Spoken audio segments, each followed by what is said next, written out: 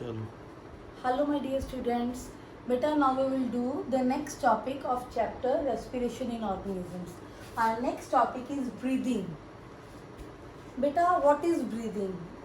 Breathing क्या है? The process of taking in air rich in oxygen and giving out air rich in carbon dioxide with the help of respiratory organs is called breathing.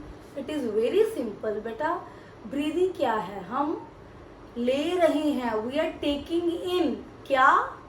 Air. आप सबको पता है we are taking in what? Air which is rich in oxygen, because you all know that oxygen is too much a necessary component if we want to respire. Clear? And at the same time means when we are respire, we are also giving out air which is rich in carbon dioxide. हम छोड़ते कौन सी gas है? Carbon dioxide. लेते कौन सी gas है? Inhale कौन सी करते हैं? Oxygen. Clear? With the help of what? Respiratory organs. ये किसके हेल्प से होते हैं? हमारे रेस्पिरेटरी ऑर्गन्स की हेल्प से. So this process is called breathing. Clear? So the next article is inhalation. So it is very clear from the word itself. inhalation means inhale करना. हम inhale क्या करते हैं? We are inhaling oxygen rich air.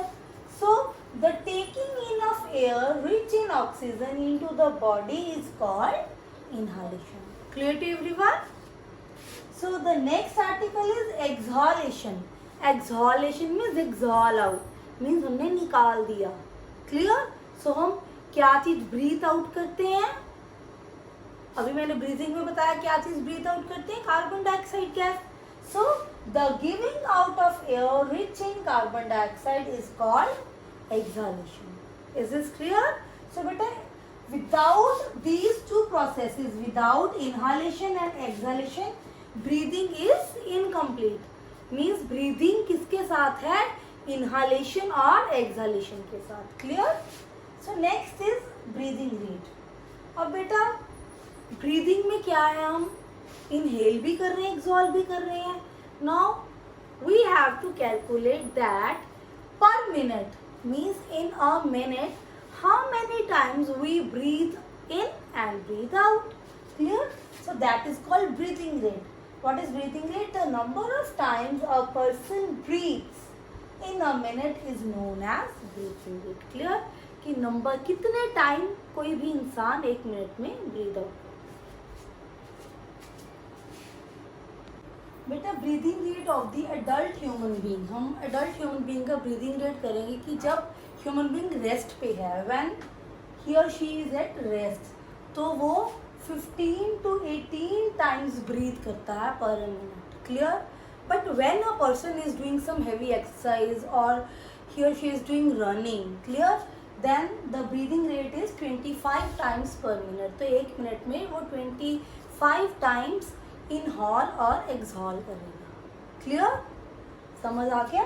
So the most important point here is the breathing rate of the person is not constant. It changes according to the requirement of the oxygen.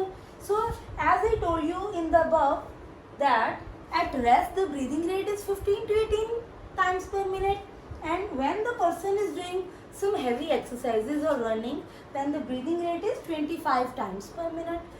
So here the requirement of oxygen changes. How it changes? So when it is at rest, it needs less energy. So when it needs less energy, then oxygen required is also less. So breathing rate is also less. But during the heavy exercise, the person requires more energy. Clear? And to get the more energy, he has to intake more oxygen. Means requirement of oxygen here increases. Hence the breathing rate also increases. Now beta, we will do the structure of respiratory system through which breathing occurs. बेटा breathing का क्या mechanism है? The mechanism, before doing the mechanism of breathing, we have to learn the basic respiratory structure. ठीक है? respiratory system का क्या structure है? अगर हमें वो याद रहेगा, so it will be easy for you to learn the mechanism of breathing, की breathing कैसे होती है. सो आप सबसे पहले याद रखिए नॉस्ट्रिल्स। नॉस्ट्रिल्स होती हैं जो हमारी ये नोज है ना, उसका starting point, it is called nostrils. And what is nasal cavity? This is called the nasal cavity after the starting point. ठीक है, तो जो आगे है उसको हम कहते हैं नोज की जो कैविटी है, खाली जगह होती है जो नोज के स्टार्टिंग के ऊपर, that is called nasal cavity. Afterward आपको पता है फूड पाइप आती है और विंड पाइप आती है, but as we have to do the organs of respiratory system only, so here we will ignore the food pipe. Clear? इसको हम esophagus भी कहते हैं. So after nasal cavity there is wind pipe, and wind pipe के बाद जो oxygen है वो हमारी पहुंचती है लंग्स में.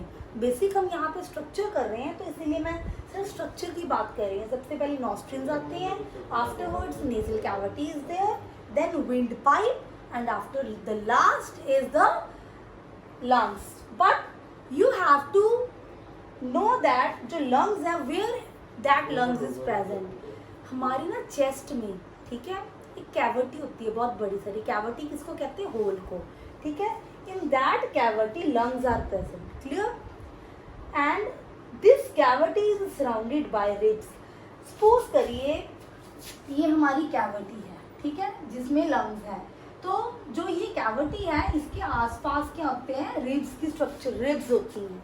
ठीक है, और diaphragm forms the floor of the chest cavity, और नीचे क्या होता है इसके फ्लोर पे क्या है? Diaphragm. Clear? So you have to learn this कि जो लंग्स है it is present in the chest cavity. That is why I mention this in the blog कि आपको लंग्स याद रहे. Where the lungs are present, it is present in the chest cavity, and this cavity is surrounded by ribs. Surrounded with उसका घेरा बना हुआ है ribs का. Clear? And जो नीचे floor है उसकी diaphragm forms the floor.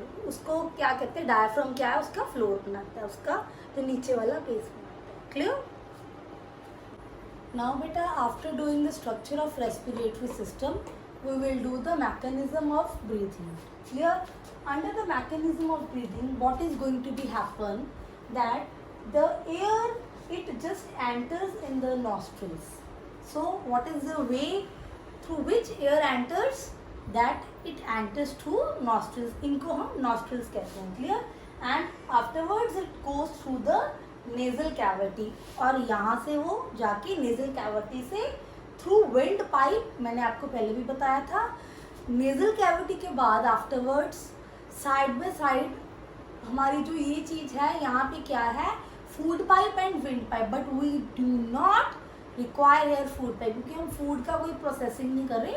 We are doing only the breathing system here. Breathing means respiration system कर रहे हैं. So through wind pipe it enters into the lungs. Clear? Now what is going to be happened in lungs? Lungs में क्या होता है? In lungs when air get enters, when oxygen get enters, तो मैंने आपको एक चीज बताई थी, लंग्स क्या है, किसके सराउंडेड है? It is surrounded by the ribs. ठीक है, और नीचे क्या है? डायफ्राम. जब इनहालेशन हुआ, ड्यूरिंग इनहालेशन मीन्स व्हेन ऑक्सीजन और air enters into the lungs. Clear? Through what? Through nasal cavity और थ्रू विंड पाइप. तो क्या है? Ribs moves up and outwards. But एक ऐसे समझ लिए, ये गुब्बारे की तरह ऐसे समझ लिए. अगर एक स्ट्रक्चर बनी हुई है, ठीक है, ये मैंने आपको एक कैविटी बना दी, ठीक है, ये मैंने डायफ्राम बोली. क्लियर? जब रिब्स क्या करेंगी? एयर एंटर करेगी. जब बलून में एयर एंटर करती है वो फूलता है ना, तो वो कहाँ जाता है? ठीक है, बलून अपवर्ड. अगर हम रिब्स की बात करें, वो अपवर्ड ऊपर को उठेंगे और आउटवर्ड्स बाहर की तरफ उठेंगे. और डायफ्राम है, it will move downward. Means ये चीज़ हमने खुल जाएगी. अगर इसमें हम हवा भर दें, एक बैलून है या कोई बॉल है, इसमें हम हवा भर रहे हैं, तो वो क्या करेगी? फूलना शुरू कर देगी, साइज इंक्रीज होगा. तो वो क्या होगा? तो रिब्स क्या है? You have to learn this. This question can be asked many times in the exam कि जब इनहालेशन होता है तो रिब्स क्या करती है? It moves up and outwards. ऊपर को उठती है और बाहर की तरफ उठती है. ठीक है, ताकि इसका साइज क्या बढ़ सके. क्लियर? और डायफ्राम मूव्स, वो नीचे की तरफ होगा. तभी होगा ना, अगर डायफ्राम ऊपर होगा फिर उन्होंने उसने साइज डिक्रीज कर दिया। जब कभी भी एयर इंस्टॉल करते हैं किसी चीज़ के अंदर, ठीक है, तो क्या होता है, वो चीज़ फ्लावट लगती है, ठीक है, इसका एरिया बढ़ जाता है। Increases space in chest cavity and lungs get filled with air. तो उससे क्या है, कैविटी में जगह बढ़ जाएगी और जो लंग्स है वो क्या है, उसमें एयर बढ़ जाएगी। It is as simple. And during exhalation, जब हवा बाहर जाती है, अब बैलून से हवा बाहर निकाल दो तो क्या होगी, वो सुंगड़ जाएगा। तो इसने भी क्या करना है, इट गेट श्रिंकन। तो श्रिंक कब होगा, when ribs moves down and inward. Ribs जो अप हुई थी वो डाउन हो जाएंगी, नीचे को आ जाएंगी, और इनवर्ड अंदर की तरफ आ जाएंगी। एंड डायफ्राम मूव्स अप, और यही डायफ्राम ऊपर को हो जाएगा। जब ये ऊपर को होगा, वो अंदर को होगी, तभी उसकी जगह कम होगी। Hence, what will happen? The arrows goes to this side. Hence, reduces the size of chest cavity. उससे क्या, चेस्ट कैविटी का साइज क्या रिड्यूस हो जाएगा। And air is pushed out of the lungs. So air क्या है, lungs के बाहर आ जाएगी। So here we did the mechanism of breathing. बेटा मैं ये क्यों एरोज लगा के एक फ्लो चार्ट की फॉर्म में क्यों बनाती हूँ, so that you can remember the things very easily. Is this clear? So आपको अच्छे से लर्न रहेंगी और you can write it into the points or paragraph very easily whenever the question is asked. So please आप याद रखिए इन सारे steps. Thank you.